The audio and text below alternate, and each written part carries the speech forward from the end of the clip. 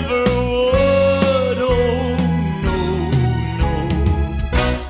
no. Look at the night, and it don't seem so lonely. We fill it up with only. You got 6 or 7 guys you think got a chance to be pretty good. History will tell you you're lucky if 3 of them hit. So we hope the math is a little better than that, but I'm not going to throw any big weight of the world around their shoulders.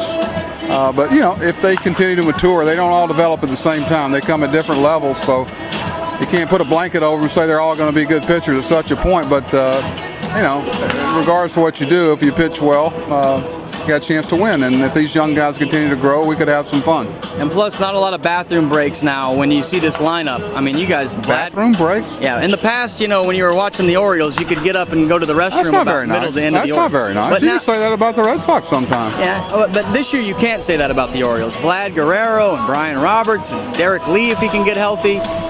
What about the offensive power that this team has? And I know it's only a couple of weeks into spring, but who's looking really good?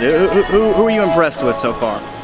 Oh, you know, all of them. I think because we've got more guys with a track record, you know, you feel like if they're healthy that you're going to be able to create fewer breathing spots in your lineup. And, you know, you want to look at one thing in the American League and the American League East and see how you stack up with everybody. You look at your 7, 8, 9 hitter, not your 1 through 5. And if you can have some spots down there that pitchers have to grind through, but a lot of guys that have, like I said, have a track record. If we can keep them on the field, we could have a good contact to damage ratio. How's that? Sounds good. You're in a division with the Red Sox and Yankees to go out and spend $200 million payroll. You know, a sport like football, which I just found out you played with the Pittsburgh Steelers. I didn't know anything about that until I just read your Wikipedia. That's my dad. You guys, that's another story. Not me. You didn't play for the Steelers? Oh, no. Okay, I was just reading over your Wikipedia. I thought I saw that you. So you mean a Wikipedia is not accurate? Wow, there's one for you. They're off. You're playing in a division where everybody's spending $200 million. It's tough to compete against the Yankees and Red Sox. Your thought on a possible having a salary cap in baseball? Do you think there's a place for that in baseball? For managers or just players? Not for managers, for the players, so that teams like the Marlins you know, and teams like the people don't. You know, we don't spend much time in our talking about payrolls because that's the way the rules are. If you don't like it, if you're scared of something, you need to go somewhere else.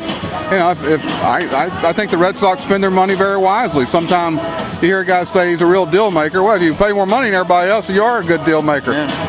But they spend their money wisely. The Yankees do too, and everybody would like to be in their shoes and with that type of payroll. But we don't have an excuse. Tampa Bay's eliminated a lot of those excuses. You develop well. It's still about evaluating players. As far as salary caps and stuff like that, I'll let the people that do all that do that. I'm just honored to be able to be on the field with these guys. So.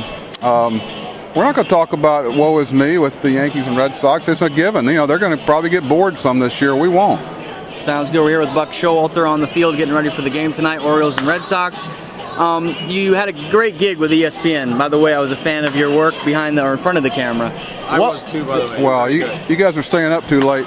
You need to go to bed. That show's on way too late. I became a fan of the closers on the West Coast because if they blow a save late in the game, we got to stay around till the cycle comes around. We're there all night. Trying to spend some time with John Crook at 2 o'clock in the morning, it ain't real good. Yeah, he looks like he can pound some beers. John doesn't drink it, believe it or not. He's not? Interesting. He looks like the guy in the softball league, hitting the 12-ounce. Good man. Sharp guy. Buck, what was the defining moment or what was the game changer that brought you away from the Cush studios at ESPN and to the... Cush?